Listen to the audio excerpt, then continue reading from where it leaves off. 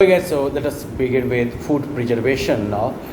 Last time हम लोगों ने जो जब माइक्रो ऑर्गेनिजम्स के विदेन वाले रूप को देखा तो पहला तो ये था कि ये खतरनाक बीमारियां पैदा कर सकती है, होलसेल के भाव में बीमारियां पैदा कर सकती है. And then we also looked at some preventive measures, किस तरह से जो है इनसे हम बच सकते हैं. ये सब हमने देखा था पिछले क्लास में.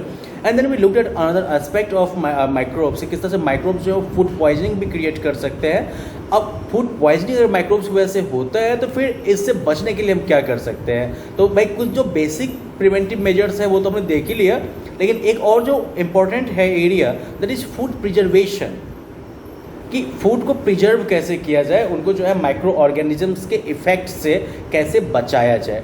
अब जैसे आपने देखा होगा जो बना हुआ खाना आपका है, दूध अगर जो है दूध ही है या बना हुआ खाना है, वो अगर गर्म और मॉइस्ट प्लेस में लंबे समय तक रह जाता है तो वो खराब हो जाता है. तो मेनली फूड जो खराब होता है वो क्यों होता है, वो माइक्रोबियल कॉन्टेमिनेशन की वजह से होता है. ओके, अब देखो तो ज़्यादातर जो माइक्रो ऑर्गेनिजम्स हैं वो उनका ग्रोथ वो जो है ग्रो नहीं कर सकते या फिर वो रिप्रोड्यूस या मल्टीप्लाई नहीं कर सकते जबकि कंडीशंस जो है वो सूखी हुई हैं, ड्राई हैं, मतलब कि मॉइस्चर जो है वो इन्वायरमेंट में अवेलेबल नहीं है, या फिर जब टेम्परेचर जो है वो काफ़ी कम है, या फिर जब टेम्परेचर जो है वो काफ़ी ज़्यादा है. तो जितने भी फूड प्रिजर्वेशन के मेथड्स हैं, फूड के संरक्षण के जो भी मेथड्स हैं, वो ये इंश्योर करते हैं कि favourable conditions are not provided for micro organisms to grow and multiply, कि जो माइक्रो ऑर्गेनिजम्स हैं उनको ग्रो करने और मल्टीप्लाई करने के लिए फेवरेबल कंडीशंस जो हैं वो प्रोवाइड नहीं किए जाए. सारा फूड प्रिजर्वेशन का मेथड जो है वो इसी के इर्द गिर्द घूमेगा. अब the process by which spoilage of food is prevented using chemical or physical methods is called food preservation. तो मतलब कि वो प्रोसेस जिसके द्वारा फूड की बर्बादी को रोका जाता है केमिकल प्रोसेस का यूज करके, केमिकल मेथड या फिर फिजिकल मेथड का यूज करके, तो इस प्रोसेस को हम कहते हैं फूड प्रिजर्वेशन. अब सबसे ज़्यादा कॉमन जो फूड प्रिजर्वेशन के मेथड्स हैं उनको हम देख लेते हैं. सबसे पहला केमिकल मेथड को देख लो कि सर्टेन जो केमिकल सब्सटेंसेस हैं उनका यूज करके भी जो है फूड को प्रिजर्व किया जा सकता है. ये ऐसे सब्सटेंसेस हैं जो कि माइक्रो ऑर्गेनिजम्स के ग्रोथ को रोक देते हैं. तो basically substances which can check the growth of micro organisms are called food preservatives. इनको जो है हम फूड प्रिजर्वेटिव कहते हैं. ज़्यादातर जो केमिकल प्रिजर्वेटिव होते हैं वो क्या करते हैं, फूड आइटम में से ऑक्सीजन को निकाल देते हैं और इससे जो माइक्रोबियल ग्रोथ है वो रुक जाती है. जैसे कि सोडियम बेंजोएट या साइट्रिक एसिड, पोटेशियम मेटाबाइसल्फेट, ये जो है कॉमन फूड प्रिजर्वेटिव है. सोडियम बेंजोएट जो है वो बेसिकली फ्रूट जूसेस, स्क्वैशेस, इन सब को प्रिजर्व करने में यूज होता है.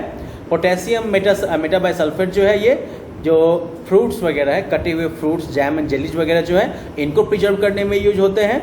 और साइट्रिक एसिड जो है वो बेसिकली जो कन्फेक्शनरी आइटम सब होता है, कुरकुरा वाला सामान सब, इस सब को प्रिजर्व करने में काम आता है. फिर प्रिजर्वेशन का दूसरा जो तरीका है that is preservation by salt. तो बहुत दिनों से एक्चुअली हम लोग जो है फिश और मीट को तो प्रिजर्व करने में सॉल्ट का यूज जो है, सॉल्टिंग मेथड का यूज होता रहा है. ओके, मीट या फिश को क्या करते हैं आप कॉमन सॉल्ट से आप जो है पूरा कवर कर देते हैं, तो उसमें फिर माइक्रोब्स का ग्रोथ जो है वो नहीं हो पाता है.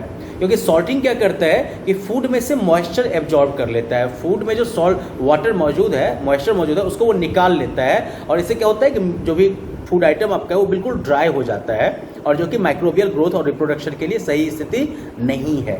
ठीक है, जैसे कि आंवला या फिर रॉ मैंगोज, टैमेरिंड यानी कि इमली, इन सबको प्रिजर्व करने में तो सॉल्ट का यूज आप लोगों ने देखा ही होगा. अरे सीधा समझ लो गाँव में अचार बनता है ना, अचार क्या है, वो भी प्रिजर्वेशन का एक मेथड है, और इस प्रिजर्वेशन मेथड में जो है सॉल्टिंग का यूज किया जाता है. एक और जो प्रिजर्वेशन का मेथड है that is preservation bye sugar. Sugar भी क्या करता है, तो वो भी जो है फूड में मॉइस्चर कंटेंट को घटा देता है, और इसकी वजह से जो फूड स्पॉइलिंग जो माइक्रो ऑर्गेनिजम्स हैं उनका ग्रोथ जो है वो इनहिबिट हो जाता है. इनहिबिट मतलब कंट्रोल में आ जाना, रुक जाना, स्लो हो जाना. ठीक है, तो जैम, जेली, स्क्वैशेज, ये सब जो है शुगर के द्वारा प्रिजर्व किए जाते हैं. इसके अलावा जो है ऑयल एंड विनेगर भी जो है प्रिजर्वेटिव में यूज होते हैं. ठीक है, ऑयल और विनेगर जो है बेसिकली क्या कहते हैं, ये भी जो है फूड स्पॉइलिंग माइक्रो ऑर्गेनिजम्स के ग्रोथ को रोकते हैं.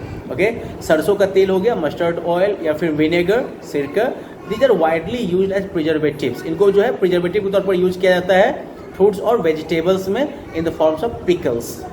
इसके अलावा meat and fish are also preserve by this method. आपने देखा होगा गाँव वगैरह में अचार वगैरह जो बनाते हैं तो अचार में भी क्या करते हैं, नमक तो डालते ही हैं, सॉल्टिंग का तो यूज करते ही हैं। उसको जब लंबे टाइम के लिए अगर उसको रखना हो तो फिर क्या करते हैं, उसमें सरसों का तेल डाल देते हैं गर्म करके, और फिर उसके बाद सरसों तेल को ठंडा करके फिर उसको जो है अचार में डाल देते हैं। वो अचार जो है वो 3-3, 4-4, 5-5 साल तक आपका बिल्कुल बराबर चलता रहता है, बिल्कुल आपको फंगल ग्रोथ उसमें नहीं दिखेगा। एक और जो प्रिजर्वेशन का मेथड है दैट इज पास्चराइजेशन। तो पास्चराइजेशन जो है वो बेसिकली मिल्क के प्रिजर्वेशन का मेथड प्रोसेस है।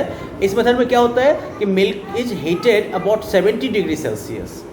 मिल्क को जो है 70 डिग्री सेल्सियस तक गर्म किया जाता है 15 से 30 सेकंड तक, ताकि जो भी इसके अंदर जर्म्स मौजूद हैं, ठीक है, बैक्टीरिया वगैरह, वो सब मर जाए। And then cooling it quickly to 10 degree Celsius. तो पहले 70 डिग्री सेल्सियस तक जो है 10-15 सेकंड के लिए गर्म करके सारे बैक्टीरियाज को मार दो, उसको तेज़ी में इसको ठंडा करो अब, ताकि जो बाकी बैक्टीरिया बच भी गया जो होगा, बच जो गया होगा बैक्टीरिया, उसको भी ग्रो करने का मौका ना मिल पाए। ठीक है, अब उसके बाद जो है मिल्क को उसको जो है स्टेरिलाइज्ड बोटल्स में, मतलब कि जिन बोतल में पहले से बैक्टीरिया वगैरह मौजूद ना हो, उसमें उनको स्टोर किया जाता है, या फिर पाउचेज में, पन्नी में जो है पैक करके ठंडी जगह पर रख देते हैं। तो पास्चराइज्ड मिल्क जो है इसको आप बिना बॉयल किए भी यूज कर सकते हैं, पी सकते हैं, क्योंकि इसमें जो हार्मफुल माइक्रो ऑर्गेनिजम्स हैं उनको बिल्कुल गायब कर दिया गया है। ये मेथड जो है वो लुई पास्चर के द्वारा खोजा गया था, इन्वेंट किया गया था 1862 में। फिर देखो प्रिजर्वेशन का एक और मेथड है कूलिंग और फ्रीजिंग। ठंडा करके या बिल्कुल जमा के भी आप प्रिजर्व कर सकते हैं। तो जैसे कि फ्रूट्स, वेजिटेबल्स, मीट और जो कुक्ड फूड वगैरह हैं, इनको जो है रेफ्रिजरेटर में बिल्कुल लो टेम्परेचर पे या फिर डीप फ्रीजर में जो है डाल सकते हैं और स्पॉइलेज को रोक सकते हैं। लो टेम्परेचर की वजह से क्या होता है, low temperature basically retards the growth of micro organisms. Low temperature की वजह से क्या होता है, माइक्रो ऑर्गेनिजम्स का ग्रोथ जो है वो रिटार्ड हो जाता है, मतलब कि स्लो हो जाता है, और इसकी वजह से इससे क्या होता है, फूड जो है वो खराब नहीं होता है। फिर प्रिजर्वेशन का एक और मेथड कैनिंग और वैक्यूम पैकिंग। अब इसमें क्या होता है भाई, तो फूड आइटम को पहले जो है आप काफ़ी हाई टेम्परेचर पे गर्म करते हैं, ठीक है ना, ताकि सारे बैक्टीरिया को मार दिया जाए और उनके जो स्पोर्स हैं उनको भी ख़त्म कर दिया जाए। तो फूड को काफ़ी हाई टेम्परेचर पर गर्म करके आपने बैक्टीरिया और उनके स्पोर्स, यानी कि जो उनका रिप्रोडक्शन वाला जो पार्ट, अभी रिप्रोड्यूस करके जो बनते फिर नए वाले, तो बैक्टीरिया और उसका अंडा समझ लो, मोटा मोटी बैक्टीरिया उसका अंडा समेत सब कुछ आपने ख़त्म कर दिया और आपको जो है स्टेरिलाइज्ड फूड मिल गया। ठीक है, अब इस स्टेरिलाइज्ड फूड को क्या करते हैं, तो उसको जो है एयर टाइट कैंस में जो है डालते हैं, बिल्कुल जिसमें हवा भी ना जा सके, इस तरह के कैन में उसकी पैकिंग होती है, सील कर दिया जाता है उसको, ताकि जो है दोबारा जो री इन्फेक्शन होगा माइक्रो ऑर्गेनिजम्स के द्वारा वो ना हो पाए। ये जो एयर फ्री पैकिंग जो है, it is also called vacuum packing. ये जो बिल्कुल एयर फ्री पैकिंग करते हैं उसको वैक्यूम पैकिंग भी कहते हैं। फिर एक और मेथड है प्रिजर्वेशन बाय हीटिंग। बेसिकली देखो ये हम लोग के अभी होता है कई बार जो है, लाइक अगर सब्जी मान लो रात की सब्जी है, आज दिन में खाना है, तो क्या करो, रात में जो है सुबह सुबह उठ के सबसे पहले उसको गर्म कर लो आप एक बार। अगर दोपहर नहीं आपको आफ्टरनून में खाना है तो दोपहर में भी अगर उसको गर्म कर लो। फ्रिक्वेंटली अगर आप गर्म करते रहते हो फूड को, इससे क्या होता है कि माइक्रो ऑर्गेनिजम्स जो है वो मर जाते हैं ज़्यादातर, और इससे जो है फूड की बर्बादी जो है वो रुक जाती है। ओके, और कुछ फूड आइटम्स ऐसे हैं जिनको कि गरम कर के ही जो है हम लंबे समय तक रख सकते हैं। दूध इसका बेस्ट एग्जाम्पल है। दूध को आप 2 दिन 3 दिन तक रख सकते हैं, बस उसको जो है एक फिक्स्ड पीरियड पर टाइम के इंटरवल पर जो है उसको बॉईल करते रहिए, उसको खौलाते रहिए, और उसमें जो माइक्रो जो भी पनपा होगा उसको ख़त्म करते रहिए। ओके, जब मान लीजिए कि आप जो है मिल्क जो है वो बेसिकली जब आप गर्म करते हैं 135 डिग्री सेल्सियस से ऊपर जब इसको खौला देते हैं हम, ठीक है, तो ये पार्शियली जो है स्टेरिलाइज हो गया, राइट। ये जो पार्शियली स्टेरिलाइज हो गया तो फिर दोबारा इन माइक्रोब्स को पनपने में जो बहुत टाइम लगेगा ना, फिर से एक बार खोला देंगे। इस प्रोसेस को कहते हैं अल्ट्रा हीट ट्रीटमेंट, UHT। फिर प्रिजर्वेशन का एक और मेथड है डिहाइड्रेशन मेथड।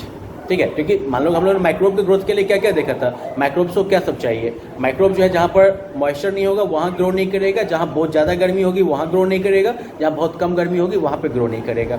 तो मॉइस्चर भी एक कंपोनेंट हो गया है इसमें, क्योंकि ग्रोथ के लिए इंपॉर्टेंट है। तो डिहाइड्रेशन अगर कर दिया जाए, अगर मान लो किसी भी जगह किसी भी मटेरियल से अगर वाटर को बिल्कुल निकाल दिया जाए, तो फिर माइक्रोबियल ग्रोथ जो है वो बिल्कुल हो ही नहीं पाएगा, फूड बच जाएगा। तो ये जो प्रोसेस है कि वो process, I mean the process of removal of water from a substance is called dehydration. मतलब कि आप किसी भी सब्सटेंस में जो पानी जो निकाल देते हैं इसको डिहाइड्रेशन कहते हैं। और धूप में सुखाना जो है ये सबसे ट्रेडिशनल मेथड है फूड प्रिजर्वेशन का। जैसे कि गेहूँ हो, चावल हो, दाल हो, सबको हम क्या करते हैं, इस सबको हम जो है धूप में सुखा के रख लेते हैं, राइट। या फिर इनफैक्ट हमारे यहाँ जो है गोभी को लोग सुखा के रखते हैं। इसके अलावा जो है ये बथुआ का साग जो होता है उसको भी लोग जो है बेसन वगैरह लगा के फिर उसको सुखा के रख लेते हैं, ठीक है। अदौड़ी बनता है हम लोग के यहाँ, कुम्हरौरी बनता है, बहुत तरह की ऐसी चीज़ें बनती हैं जहाँ पर कि हम लोग जो है डिहाइड्रेशन मेथड का यूज करते हैं प्रिजर्वेशन के लिए। और इसमें भी एक चीज़ का ध्यान रखना पड़ता है, टाइम टू टाइम जो है इसको फिर से निकाल के डिहाइड्रेट करवाना पड़ता है। अब देखो फूड प्रिजर्वेशन जो है ये काफ़ी एडवांटेजियस प्रोसेस भी है। आई मीन ये काफ़ी हम लोग को काफ़ी एडवांटेज देता है, क्योंकि मोस्ट इम्पोर्टेंट बात तो ये है कि ये जो है स्पॉलेज को कम करता है। और चूंकि फूड की बर्बादी नहीं हो रही है तो फूड वेस्टेज जो है वो बिल्कुल घट जाता है आपका। इसके अलावा जो है ये फूड मटेरियल के स्टोरेज पीरियड को बढ़ा देता है, ओके। फूड का जो न्यूट्रिशनल वैल्यू है, जो उसका पोषक वैल्यू जो है उसकी, वो जो है लंबे समय तक जो है बची रहती है। और इसके अलावा जो है ये फूड प्रिजर्वेशन के जो मेथड्स हैं वो ये भी इंश्योर करते हैं कि फूड जो है वो दूर दराज की जगहों तक भी अवेलेबल रहे और ऑफ सीजन में भी, जब उसका सीजन ना हो तब भी अवेलेबल रहे। So well these are the key advantages of food preservation. Well then, in the next lesson we will look at nitrogen cycle, which is like an important chapter, I mean important topic in itself. And after that we will just like quickly summarize the whole chapter and get done with it. Okay. Well then, bye bye. Have fun.